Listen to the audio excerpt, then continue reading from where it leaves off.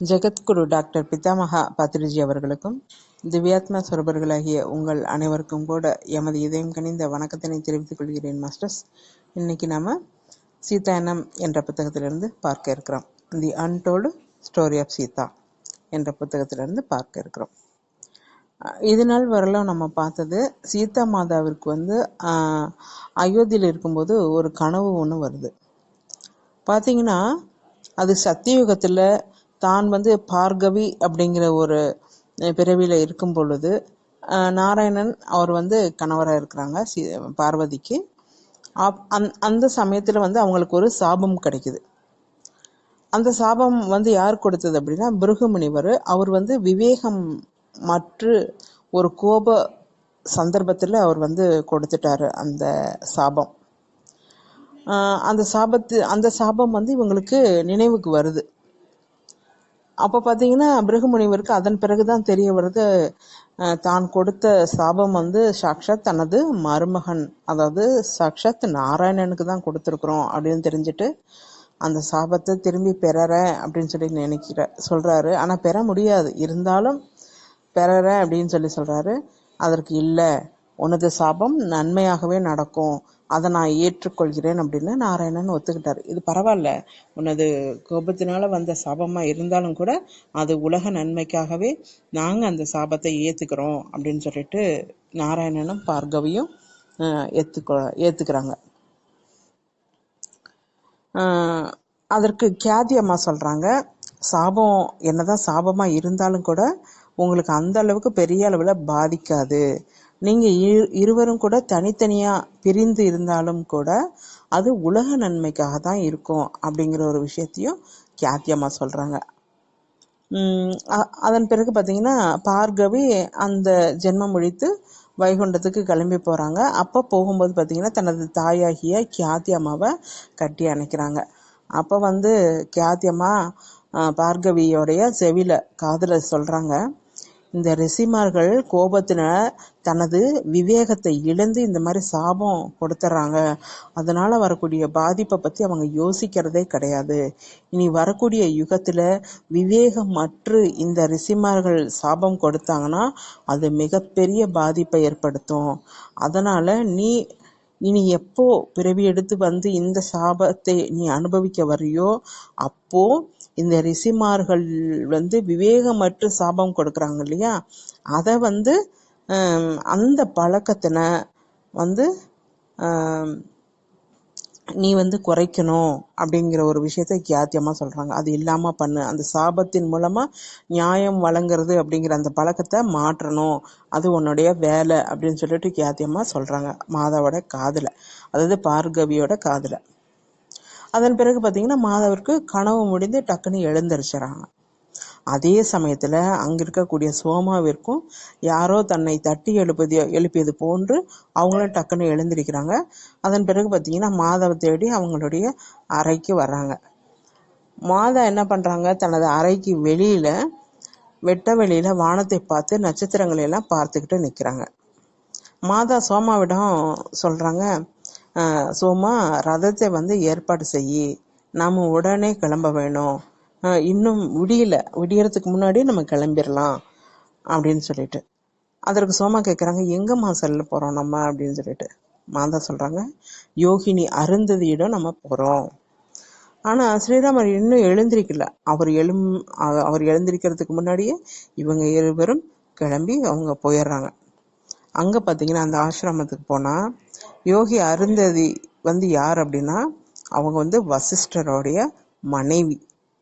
அந்த வசிஷ்டர் யார் அப்படின்னா ஸ்ரீராமருடைய குலகுரு, அதாவது ஆசான குருன்னு சொல்லுவோம் இல்லையா, அந்த அவங்களுடைய குலகுரு அவர்.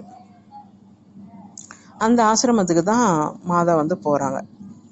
அங்கே பார்த்தீங்கன்னா அந்த ஆசிரமத்துக்கு வெளியில் அருந்ததி மாதா யாரையும் எதிர்பார்த்து நின்றுட்டு இருக்காங்க. இவங்கள தான் இவங்க போயிட்டு இருக்காங்க. போகிறதுக்கு முன்னாடி அவங்க வாசலில் நின்று எதிர்பார்த்துக்கிட்டு இருக்காங்க. அப்போ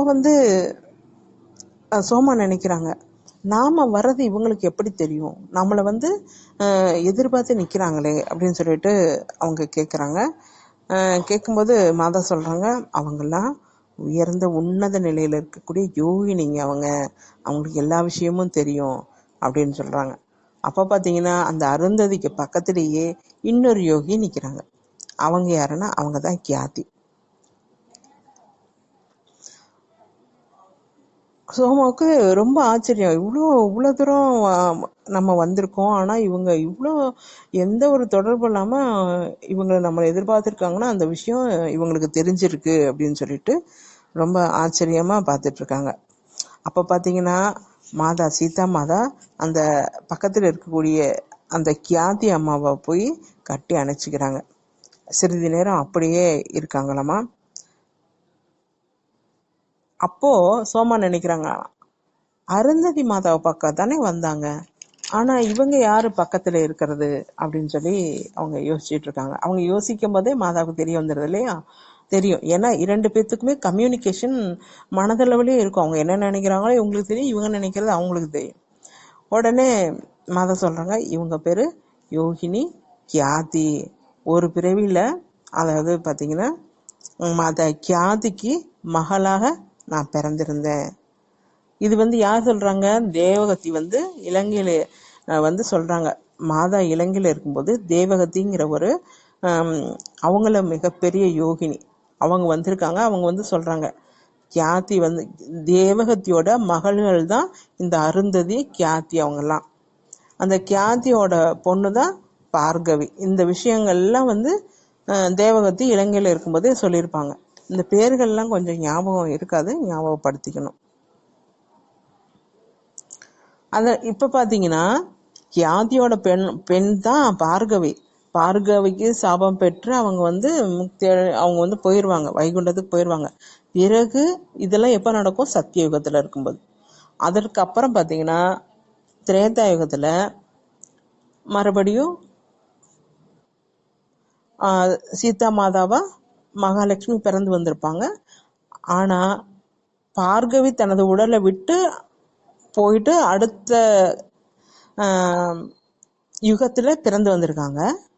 ஆனா அதே உடல்ல கியாதியும் அருந்ததியும் இன்னும் அதே உடல்ல தனது வாழ்நாள தொடர்ந்துகிட்டு இருக்காங்க.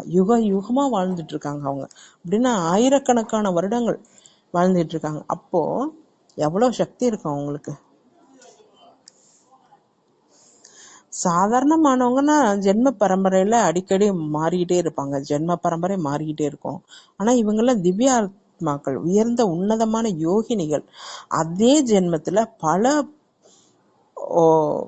பிறவிகளை கடப்பாங்க. அதாவது ஒரே உடல்ல நிறைய காலம், நீண்ட காலங்கள் வாழ்வாங்க. இவங்க மாதிரியான யோகிகள் தான் இந்த சுஷ்டியவே வழி நடத்தி வர்றாங்க முன்னுக்கு அப்படின்னு சொல்லிட்டு சொல்றாங்க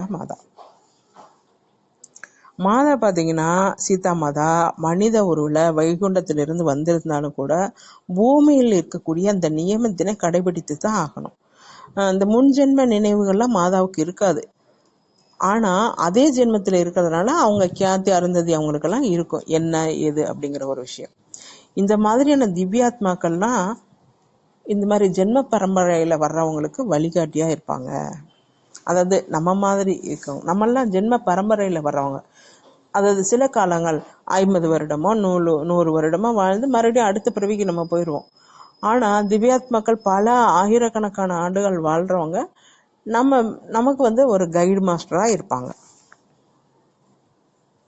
கியாதி மாதா சொல்றாங்க, அன்று பிருகு சாபம் கொடுத்திருந்தாலும் கூட அந்த தீவிரத்தை நான் உங்களுக்கு குறைச்சு கொடுத்திருக்கேன் இல்லையா, இந்த பிரிவு அப்படிங்கிறது சிறிது காலத்துக்கு தான் இருக்கும் அப்படின்னு கியாதி சொல்றாங்க.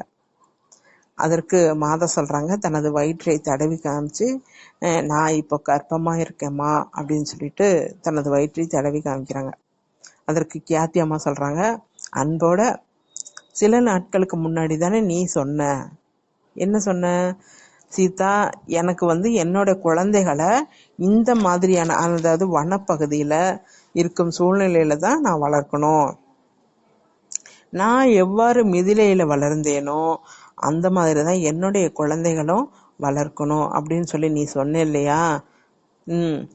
இந்த இயற்கையில இந்த வனப்பகுதியில இந்த மூலிகைகளுக்கு மத்தியில இங்க இருக்கக்கூடிய உயிரினங்களுக்கு மத்தியில தான் எனது குழந்தைகள் வளரணும் அப்படின்னு சொன்னேன்ல. இப்ப அது நீ நினைச்சது போல தானே நடக்க போகுது அப்படின்னு சொல்றாங்க. இது பாத்தீங்கன்னா நீ வருத்தப்படுறதுக்கு ஒன்றும் இல்லை சீதா, இது நீ தான் தேர்ந்தெடுத்த. சில வாரத்துக்கு முன்னாடி தானே அப்போ இது சொல்லிட்டு இருக்காங்க சீதாமா. சில வாரத்துக்கு முன்னாடி தான் இந்த விஷயத்த சோமாட்ட சொல்லிட்டு இருக்காங்க. ஆனா சாத்தியம்மாவுக்கு இதெல்லாம் எப்படி தெரியும்? அதுதான் திவ்யாத்மாக்களுடைய ஸ்பெஷாலிட்டி. அதுதான், இலங்கையில இருந்து இப்பொழுது தானே வந்தோம், அதற்குள்ளாகவே இது நடக்கணுமா அப்படின்னு கேக்குறாங்க. இப்பதானே இவ்வளவு நாள் பிரிஞ்சிருந்துட்டு இலங்கையில இப்பதான் அயோத்தியே வந்து சேர்ந்திருக்கோம், நானும் ஸ்ரீராமனும். அதுங்கள மறுபடியும் ஒரு பிரிவா அப்படின்னு அவங்க அம்மாட்ட கேக்குறாங்க, கியாத்தி அம்மாட்ட. அதற்கு கியாத்தி அம்மா சொல்றாங்க, இது இப்பொழுதே நடக்க வேண்டும். ஆமா, இப்போதுதான் நடக்கணும். இந்த சமயத்தை நிச்சயிச்சது நான் கிடையாது, வானத்தில் இருக்கக்கூடிய நட்சத்திரங்கள். அந்த நட்சத்திரங்கள் தான் இந்த நிலையை நிர்ணயித்தது அப்படின்னு சொல்றாங்க. என்னன்னா, நீங்க அந்த சாபம் பெற்ற உடனே நீங்க என்ன சொன்னீங்க? நாராயணனும் நீயும் இது உடனே அனுபவிக்க வேண்டியதில்லை. இந்த யுகத்துல, அதாவது திரேதா யுகத்துல நட்சத்திரங்கள் இந்தந்த இடத்துல இருக்கும்போது இந்த சாபத்துல அந்த சாபத்தை நாங்க மனித உருவில இங்க நாங்க அனுபவிக்கிறோம் அப்படிங்கிற ஒரு விஷயத்த நீங்க 2 பேரும் தான் நிர்ணயம் பண்ணீங்க அப்படிங்கிறாங்க. அதுதான் ஜோதிட சாஸ்திரம். அதாவது ஜோதிட சாஸ்திரம் என்ன, நட்சத்திரங்கள் கிரகங்கள் எல்லாம் எந்தெந்த இடத்துல இருக்கு, இந்த இடத்துல இருந்துச்சுன்னா இதனுடைய பலன் இப்படி இருக்கும் அப்படிங்கிறத உருவாக்குனது யாருன்னு நம்ம பார்த்தோம், பார்கவி. பார்கவியும் பிருகுமுனிவரும் தான் இந்த அதாவது ஜோதிட சாஸ்திரத்தை எழுதினவங்க. பார்த்தீங்கன்னா பிருகுமுனிவர் இந்த பூமிக்கு இந்த மாதிரியான ஒரு சாஸ்திரம் தேவை, அதாவது வைகுண்டத்துல இருக்கிறத போல ஒரு அந்த ஞானம் அப்படிங்கிறது இந்த பூமிக்கு தேவை, இந்த பூமிக்கு கொண்டுட்டு வரணும்னா அந்த ஸ்ரீ மகாலட்சுமி தனக்கு மகளா வரணும் அப்படின்னு அவர் வேண்டாரு. அதன் பிறகுதான் பார்கவி அவங்களுக்கு பிறக்கிறாங்க. அந்த ஞானத்தை, அதாவது இந்த ஜோதிட சாஸ்திரம், கிரக சாஸ்திரம் இருக்கு இல்லையா, இந்த ஞானத்தை எழுதுறாங்க பார்கவியும் பிருகுமுனிவரும். ஸோ அப்போ அவங்க நிர்ணயிச்சது, இந்த உன்னத உலகத்தில் இருக்கக்கூடிய ஞானமெல்லாம் இந்த பூமிக்கு கொண்டுட்டு வரணும் அப்படின்னு எழுதுனாங்க. இது நீயும் நாராயணனும் சேர்ந்து எடுத்த நிர்ணயம். அது உன்னத உலகில் இருக்கும்போது நாம் அனைவரும் திவ்ய பிளான் போட்டுக்கிறோமா. அதாவது பார்த்தீங்கன்னா, நம்ம அந்த பூமிக்கு வர்றதுக்கு முன்னாடி நம்ம பிளான் பண்ணுறோம், பூமிக்கு போனோம்னா இந்தந்த வேலை நம்ம செய்யணும் அப்படின்னு பிளான் பண்ணிட்டு வரோம். ஆனால் பூமிக்கு வந்த உடனே அது எல்லாமே மறந்து போயிடுது. ஏன்னா பூமியினோட நியமம் அந்த மாதிரி. பூமிக்கு வந்தோன்னா அது ஒரு சேலஞ்சு, மறந்துடும். நம்ம எப்படி ஸ்கூல் படித்தோம்னா படிக்கிறோம், ஸ்கூலில் படிச்சுட்டு பாடங்கள் எல்லாம் படிப்போம், அதன் பிறகு பரீட்சைன்னு ஒன்று வைப்பாங்க. நாமளே கேள்வி எழுதிக்கிறது, அதற்குண்டான பதிலும் நம்ம எழுதுறோம். கேள்வி அந்த பாடத்துல இருந்து தான் கேள்விகள் வரும், அதற்குண்டான பதில் நம்ம எழுதுறோம். அதே மாதிரி தான் திவ்ய உலகத்தில் இருக்கும்போது நாம ஒரு குறிப்பிட்ட விஷயங்களை தேர்ந்தெடுத்து வரோம். இங்க வந்ததுக்கு அப்புறம் நம்ம அதை மறந்துடுறோம். அதன் பிறகு நம்ம என்ன சொல்றோம், நம்ம மறந்துட்டு யாரோ எனக்கு கஷ்டத்தை கொடுக்குறாங்க அப்படின்னு, என்னால இது முடியல அப்படின்னு நம்ம மற்றவர்கள் மேல அந்த பாரத்தை நம்ம போடுறோம். நாம் இதுல இருந்து தெரிந்துக்க வேண்டிய ஒரு விஷயம் என்னன்னா, நம்ம வாஸ்தவத்திற்கு நாம தான் காரணம். இது கதை என்னமோ சீதாவை தான், ஆனா இந்த ஞானம் என்பது நமக்காக தான் இதுங்க சொல்லப்பட்டிருக்கு. ஒரே சூழ்நிலையா இருந்தாலும் கூட வெவ்வேறு இரண்டு பேர் இருக்காங்க, ஒரே சூழ்நிலை தான், ஆனா அவரவருடைய விவேகத்திற்கு தகுந்த மாதிரிதான் புரிதல் இருக்கும் இல்லையா. அந்த அவர்களுடைய பார்வையின் கோணம் மாறுபடும். ஏன்னா அவரவர் விவேகம் வேற மாதிரி இருக்கும். அவங்க விவேகத்தை வச்சுதான் சூழ்நிலையே மாறுது. அந்த மாதிரி மாதா சோமாவிட்ட சொல்றாங்க, யோகி அருந்ததி தனது மகன்களையே தியாகம் செஞ்சிருக்கிறாங்க. தனது எத்தனை 100 மகன்கள் அருந்ததிக்கு, அந்த மகன்களையே தியாகம் செஞ்சிருக்கிறாங்க மாதா. யாருக்கு அப்படின்னா விஸ்வாமித்திரருக்கு. விஸ்வாமித்திரருக்கு முக்தி அளிப்பதற்காக தனது மகன்களையே தியாகம் பண்ணியிருக்காங்க. அதே போல கியாதி அம்மாவும் கூட தன்னுடைய பிள்ளைகளை உலக நன்மைக்காக நிறைய தியாகம் பண்ணியிருக்காங்க. அவர்களுடைய பார்வையில் அவர்களுடைய செயல்களுக்கு முன்னாடி நம்மளது ஒன்றும் பெரிய கஷ்டம் ஒன்றும் இல்லை. அவர்களுடைய வாழ்க்கை எப்படிப்பட்டதுன்னா அன்பு, கருணை மிகுந்தது. அவர்களால தான் இந்த உலகம் தர்மத்தோடு இயங்கி வந்துட்டு இருக்குது அப்படிங்கிற ஒரு விஷயத்த மாதா சோமா கிட்ட சொல்லிட்டு இருக்காங்க. இவர்களே இவ்வளவு தியாகம் செஞ்சிருக்கும் போது இந்த பூமிக்காக நான் இது கூட செய்ய மாட்டேன் நான் சோமா அப்படிங்கிற ஒரு விஷயம் சொல்றாங்க. அதன் பிறகு கியாதி சொல்றாங்க, நீங்கள் இருவரும் வந்தது யாரு? சீதா தேவியும் ஸ்ரீராமனும். நீங்கள் இருவரும் இந்த பூமிக்கு வந்தது இந்த ஒரு சாபத்துக்காக மட்டும் இல்லை, இன்னும் வேற செயலுக்காக அப்படின்றாங்க. அப்போ சாபம் பெறும்போது நாராயணன் என்ன சொன்னாரு? இருவரும் பிரிந்து வெவ்வேறாக இருந்தாலும் கூட அது உலக நன்மைக்காகவே, அதாவது உலக கல்யாணத்திற்காகவே அது இருக்கும் அப்படிங்கிற ஒரு விஷயத்த சொல்லியிருக்கோம். அப்போ உங்களது பிறவினால வேற ஒரு விஷயமும் நடக்க இருக்கு. அது மட்டும் இல்லாம உனக்கு பிறக்கக்கூடிய குழந்தைகளை நன்றாக உன்னத நிலையில் வளர்க்கக்கூடிய பொறுப்பு உனக்கு இருக்கு. ஏன்னா இந்த வரக்கூடிய சமுதாயத்தின் நலனுக்காக அவர்களை நல்ல நிலையில வளர்க்கணும். அது மட்டுமல்ல, பூமாதாவிற்கு செய்ய வேண்டிய செயல் நிறைய இருக்கு. என்னன்னா, இந்த யுத்தம் ஒண்ணு நடந்துச்சு இல்லையா இலங்கையில, அப்போ நிறைய புதிய புதிய அஸ்திரங்களெல்லாம் உபயோகப்படுத்தியிருக்காங்க. ராவணன் புதிய புதிய அஸ்திரங்கள்லாம் உபயோகப்படுத்தியிருக்காரு. அதை ஜெயிக்கணும்னா ஸ்ரீராமனும் கூட நிறைய புதிய அஸ்திரங்களை உபயோகப்படுத்த வேண்டிய சூழ்நிலை கட்டாயம் ஏற்பட்டது. அப்போ இரண்டு பக்கமும் புதிய புதிய அஸ்திரங்களை உபயோகப்படுத்தி இந்த பூமிக்கு நிறைய சேதங்களை உருவாக்கிட்டாங்க. அந்த இதெல்லாமே, அந்த பாதிப்பெல்லாமே கூட சரிப்படுத்த வேண்டியது உனது கடமை அப்படின்னு சொல்லிட்டு சீதாமாதாவிற்கு கியாத்தியம்மா சொல்றாங்க.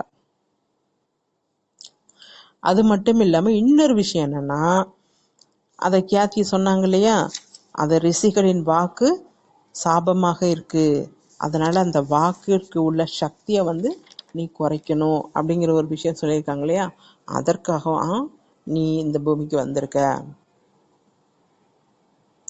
அதனாலதான் மாதாவிற்கு கனவு வந்த உடனே இவங்களை தேடி வந்திருக்காங்க. ஏன்னா தனக்கு ஒரு விஷயம் இன்னும் புரியல அப்படிங்கும்போது தன்னை விட உயர்ந்த நிலையில இருக்கக்கூடிய, உயர்ந்த விவேகத்துல இருக்கக்கூடியவங்களை நாம எப்ப சந்திக்கிறோமோ அப்போ நமது குழப்பங்களுக்கு ஒரு விடிவு காலம் வரும் இல்லையா. அந்த மாதிரி மாதா ஒரு கனவை தெளிவுபடுத்திக்கணுங்கிறதுக்காக அருந்ததி மாதாவை தேடி அவங்க வந்திருக்காங்க.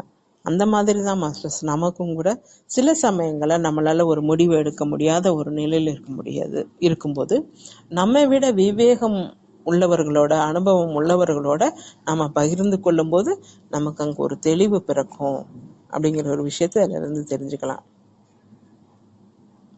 அது மட்டும் இல்லாம இந்த இடத்துல அருந்ததி என்ன சொல்றாங்கன்னா, ஏற்கனவே ஸ்ரீராமன் செய்ய ஆரம்பிச்சிட்டாரு. என்னன்னா, ஒவ்வொரு ஊரிலும் கூட ஒரு கமிட்டி அது மாதிரி ஒன்று ஏற்பாடு பண்ணி அவர்களுக்கு உண்டான அவர்களுக்கு தேவைகள் எதுவாக இருக்கலாம், தீர்வுகள் எதுவாக இருந்தாலும் அவர்களுக்குள்ளாரையே ஒரு நிர்ணயம் பண்ணும் அளவுக்கு ஏற்பாடு பண்ணிட்டு வந்துட்டு இருக்கிறாரு அப்படிங்கிற ஒரு விஷயத்த அருந்ததி மாதா சொல்றாங்க.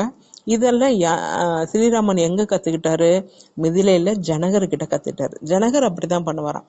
தனது ஊர் பகுதிகளில் அங்கங்க ஒரு சின்ன சின்ன கமிட்டி ஏற்படுத்தி அந்த கமிட்டியிலேயே அவர்களுக்கு உண்டான தீர்வுகளை அவர்களே தேர்ந்தெடுக்கும் மாதிரி, அதாவது மக்களாட்சி கொண்டு வந்தவங்க யாருன்னா இவங்க தான் அப்படிங்கிற ஒரு விஷயத்தை இதன் மூலமா தெரிந்து கொள்ளலாம் மாஸ்டர்ஸ்.